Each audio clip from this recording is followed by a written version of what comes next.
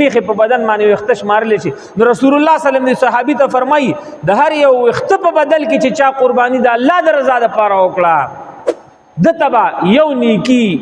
یو اجر یو ثواب ملاوي. نو دا صحابي ورته وي د الله رسوله ځینې زناور خدا سری چې پاغوي باندې وخته ولال دي په ځینې باندې وړي با وفي الصوف د الله رسوله د وړي په باره کې حکم دی وای د هر یو وړي په بدله کې لکه په ګډورو باندې خو وړي ولاله کنه د هر یوي وړي د تعداد برابر با هم تاسو تنی کی ملاوي. رسول الله صلی الله علیه وسلم فرمای الله جل شانه ته د اختر په ورځ باندې یو عمل قبول نه دی دومره ورته قبول نه دی دومره ورته قبول نه دی لکه څومره چې ورته من احراق الدم وینه تویول قربانی بنی سي په دې ورځ باندې کوي سړی په لکونه ډالر او په لکونه خود روپو خوراکي تیاری کوي مسکینانو ته ورکی خو د قرباني غاړه دای نه ازاديږي زمارو په دې ورځ باندې به مسلمان وینه توي کوي په دې ورځ باندې به مسلمان زنانه دا وینه توي کوي په دې ورځ باندې به تساروي قرباني کوي په دې ورځ باندې بل عمل الله جل شانه ته دومره قبول نه دی لکه دغه وینه چې د الله جل شانه د رضا د پاره توي کوي. بلکې کمی خور کمی مور چې قرباني چا سره نیولې ده نو مستحب طریقه ده چې دا بخپل التحاضری وکي. ځکه رسول الله صلی الله علیه وسلم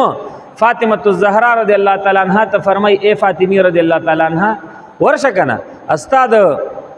قربانی ساروی چې ذبح کیږي شابه ور سره خوا کې ودرېګا لاله له خوا کې ور سره ودرېدل صحیح ده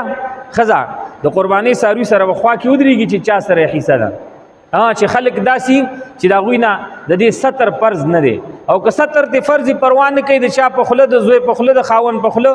اجازت به ورلیږي چې زما د خوانم بس دا ساروی کې تاسو تر زما و ما ایسره او زما د خوانه ذبح کوي ام ټیک ده حاضری ضرور نه ده خو مستحب طریقه ده خه طریقه ده. یلکه یو څو خزي دي و خزي دي په کور کې و خزي دي یا په کور کې یو خزه ده ځان ته ګډوره واغست یا په کور کې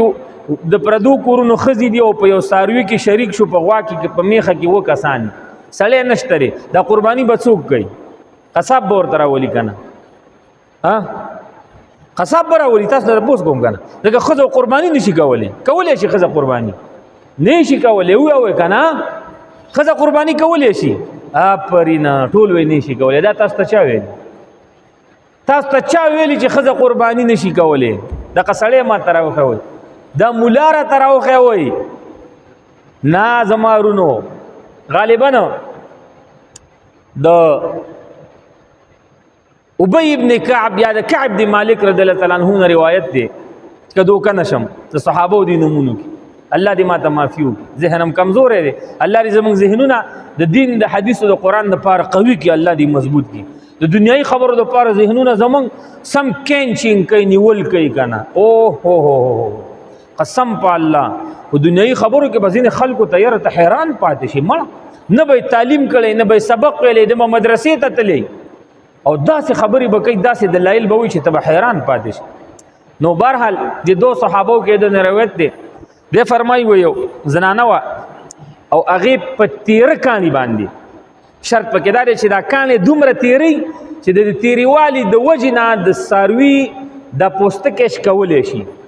د درنوالي د وجنه نه د تیروالي د وجنه لکه څنګه چې وس په تیره ده په دې باندې ته ساروی حلال کې نو جایز شو وس په تیره نه ده او داغي د درنوالي د وجنه پاغي باندې ته ساروی ذبح کې نو دا ساروی مړ دی دا راځي شو لکه مړې دی ورته خپکړه وې دی یو تیره تیګ راواغستلو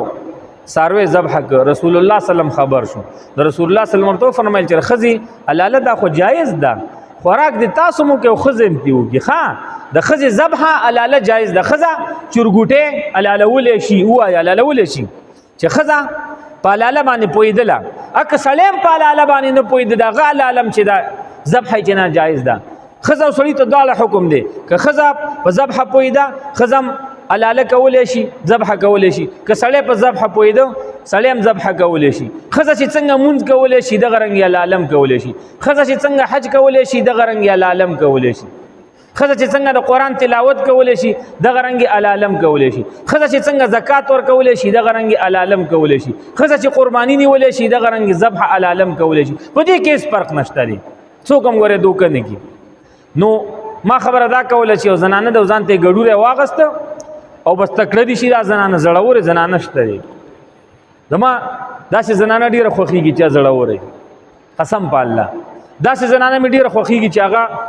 تمانچه ډزول شي تمانچه باندې ډزې کول شي دا زنانه مې ډیره خوخیږي کلاشینکوب چلول شي دا زنانه مې ډیره خوخیږي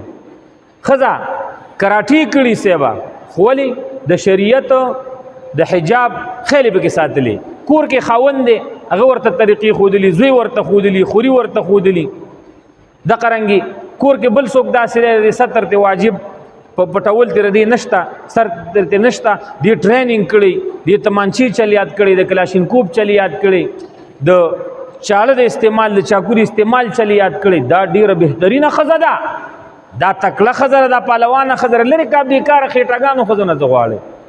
روزانه مری ډاکټر ته خوشي کړي دا می سر خوږي دا می خپې خوږي دا می ملا خوږي او دا می په ګردو کې درد دی او دا می په سترګو درد دی وای او دا خو چې دی دا زړه می ډوبېږي نو د ښځو به دغه کارونه روزانه به ډاکټر شریف ته بوځي ښه نو ښځه چې دا محترم او زړوره ښځه دا ښي نو ښځه به داسې وکړي دا څاروی دا په څو کسانو باندې وتړي او بس چاله دې راواخلي او دغه خپل ګډوره دې خپل الله جل شانه ته ذبح کړي چې ډېر ثواب یې وشي ډېر اجر یې وشي نو ښځه مثلا یاد کړه ښځه قرباني کولی شي ښځه د قربانۍ څاروی حلالولی شي ښځه چرګوټی حلالولی شي ښځه غوی حلالولی شي ښځه اوښ حلالولی شي ښځه بالکل د سړي په شانتې په ذبح کې حکم دی هېڅ قسمه کمی پیشې پکې نشته دي که څوک یې پکې راولي دا ګناهګار دی